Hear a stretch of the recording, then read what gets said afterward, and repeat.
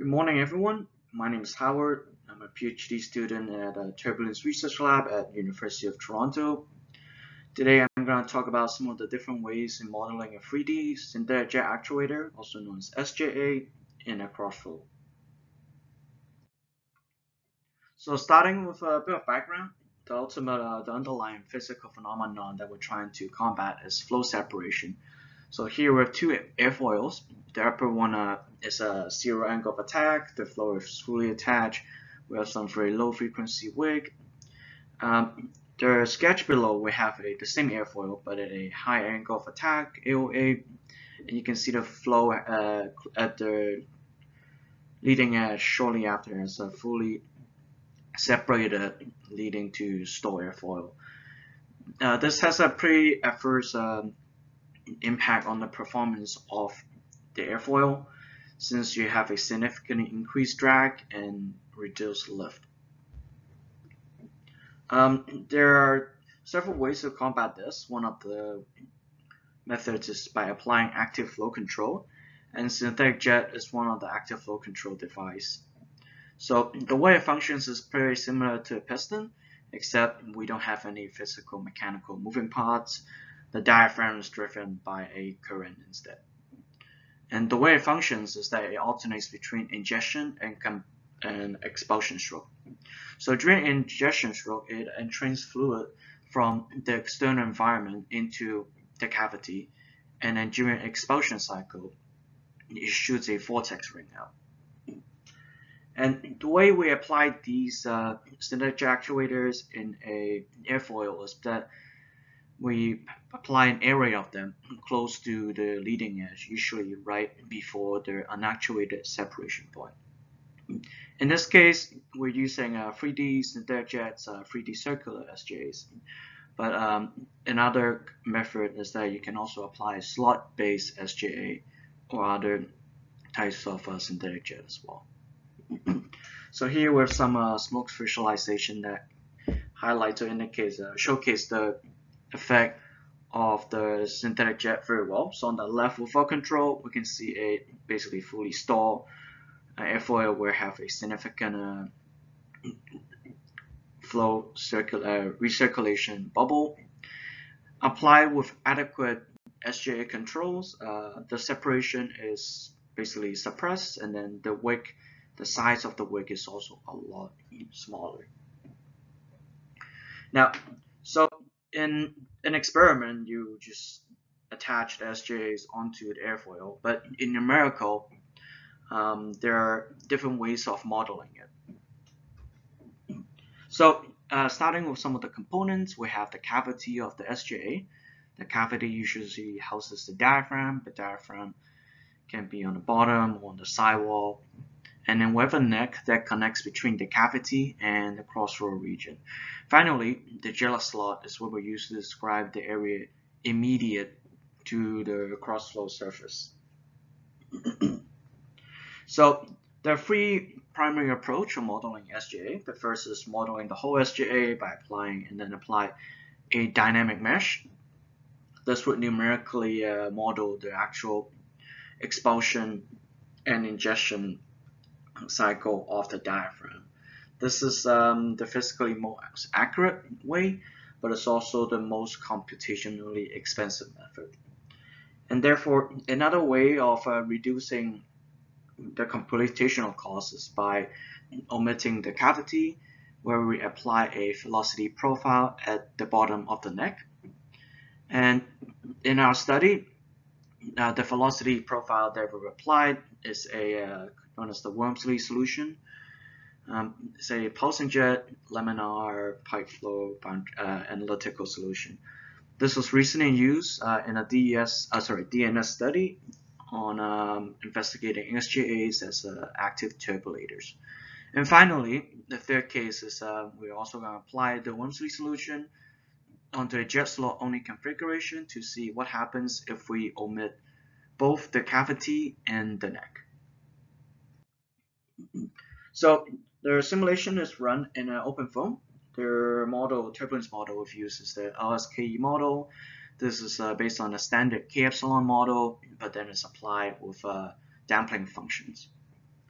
And we validated both methods, both the dynamic mesh and the Wormsea solution approach in quiescent flow with the experiment that we currently the SGS model after in quiescent environment. And then we applied the SJ into Crossflow. The Crossflow is pretty straightforward. It's a duct Crossflow with a velocity inlet, pressure outlet, get a no slip on top and bottom wall. The front and back of the domain is applied a symmetry plane. The free stream velocity is around 7.25 meter per second. Momentum thickness base Reynolds number is at 900. So here we're starting with some instantaneous Q criterion contours, and I've basically put the all three cases next to each other. The bottom one is a whole SGA with dynamic mesh. The middle, the center one is a neck only. Finally, the top one is jet slot only. So overall, all three models actually, or all three methods predicted a tilted vortex ring in the end. However, if we look at between 5 and 10 in a streamwise direction, what we see is that for the neck only and whole SGA method, we have a pair of legs. It's a trolling vortex pair. This actually resembles what we see from a hairpin vortex, the legs where as it convex downstream, it gets stretched. But for the jet slot only case, the leg is actually missing and dissipated a lot quicker. So what we did next, we looked at symmetry plane. So this is a neck only and jet slot only transverse velocity. So alternates between expulsion and injection. So red expulsion stroke, blue injection. What I want to do is pause here, and so this is both of them are in phase, and this is injection cycle. But then for the jet slot only case, we actually have a reverse flow being shot out, even though the boundary condition being applied explicitly states that it should be removing fluid from the flow domain.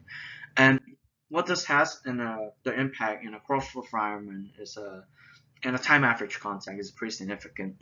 So if we focus on the blue dot trend, the jet slot only, there's a time average boundary layer profile. It has a significantly greater neo-wall momentum due to the false momentum introduced from the injection cycle. Now, the false momentum diffuses or spreads out quite rapidly by 10 diameter downstream of the jet slot. Is giving us a very similar results compared to the other two approaches. I also want to state that in the neck only methods, the results we're getting compared to the whole SGA is near identical. We have a local maximum deviation of maybe 2 to 5%. And however, the computational cost was reduced by 72%, which is very significant since we're no longer applying a dynamic mesh. So at this point, we established that we need to model a part of the neck if we want to obtain good results close to the SGA. And to do that, we've come up with a parameter, which is, we call it the volume ratio, which is defined by the volume you ingested during the injection cycle divided by the volume of the neck. So if the volume ratio is less than 1, that means you've modeled more neck than what you're bringing in. If the ratio is greater than 1, that means you're bringing more fluid into the neck than what you're modeling. And then we followed up with a parametric study, and then we ran this in a Crossflow. We had a probe at the jet slot centered. So these are instantaneous velocity, but since it's this URANs, the results are quite periodic anyway. So what I want to point out is the blue trend. That's the shortest neck case with a volume ratio of 8. So we're bringing in 8 times more flow than what we actually modeled within the neck. And we can see that the blue trend has a significantly diverged compared to the results of other greater volume or greater neck height cases. And for 4D and 6D, the results are actually near identical, overlapping. And this is where we can see that for the 4D and 6D cases, both the volume ratio is less than 1. So therefore, we're proposing that in order to have good results and avoid the false momentum, you need a neck volume of less than 1. And to make sure that the dependence is on the neck volume rather than the normalized neck height, we set up two more cases in the Crossflow, a narrow case and a wide case. So the narrow is in diameter of the jet slot. So they have the same normalized neck height of 4D, and then we've matched the jet momentum. And how we vary them is that by applying different volume ratio. The narrow case, we apply a volume ratio of 2, whereas the wide, we applied a volume ratio of 0.5. So since we know the problem came from where we applied a boundary condition, and this new narrow and wide case, we're looking at the bottom of the neck, literally the first cell within the computational domain. Now, just to briefly mention again, the narrow case of volume ratio of 2 is where we expect it to fail, whereas the wide of a 0.5 is where we expected the boundary condition to be valid. So here we have some phase average streamwise and transverse jet velocity during peak ingestion cycle. The wide case gave us an axisymmetric profile, which is what the Wormsley solution prescribes, whereas what the narrow case actually predicted a non-symmetric profile. And if we look at some of the turbulence variables predicted, we have significant TKE and epsilon at the bottom of the neck. Now, the Wormsley solution is a laminar analytical solution, so having such high turbulence activity variables at the first cell from the boundary condition, where the boundary condition is applied, indicates the method for the narrow case was not applied correctly, and therefore we concluded that the narrow case had failed. So just to wrap everything up, we propose that a volume ratio of less than 1 needs to be met, which translates to you have to model sufficient neck volume more neck volume compared to what you're bringing in during the ingestion cycle. If you can meet this criteria, then the Wormsley solution approach can actually give you very comparable results in a neck-only case compared to a dynamic mesh approach with significantly reduced computational cost.